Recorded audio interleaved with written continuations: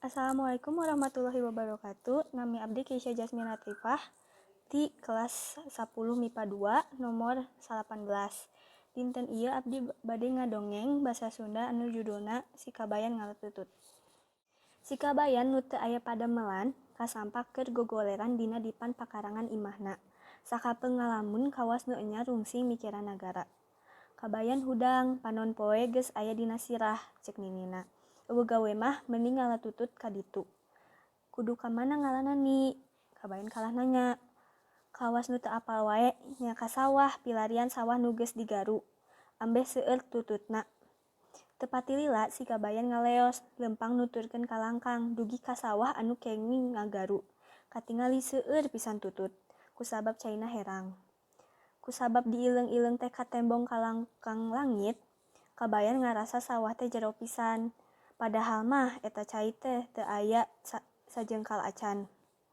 Ieu naha sawah teh meuni jero pisan karetek si hate si kabayan. Tuluy weh manehna neangan nyere sareng leugeut tina tangkal nangka. Maksatna sangkan gampang ngalatutut. Sapoe jeput manehna ngan ukur ngaleugeutan nyere, tapi teu aya tutut anu beunang ku leugeut.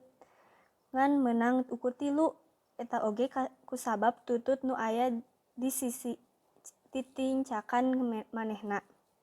Di imah ninina nungguan nepi ka keselna, anjeunna tos nyiapkeun bumbu keur masakan tutut. Kamana ieu budak? Meuni geus rek wanci asar, karetek hate ninina.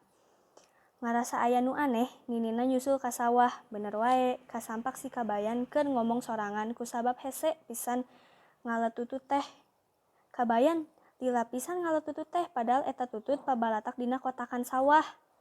Nah maneh kalah nempokeun bae, tegas ninina. Hampura nini, ieu sawahna jero pisan. Hese ngalanna sok geura tingali. Meuni ka tembong ka langkang langit, hartina jero pisan. Ngadangu waleran si kabayan, ninina keuheul pisan. Langsung weh disuntrungkeun kana kotakan sawah. Geuning deet nya, lamun kitu mah tita tadi diala we tututna. Kumaha maneh weh? Leos ninina balik ka imah. Hatur nuhun.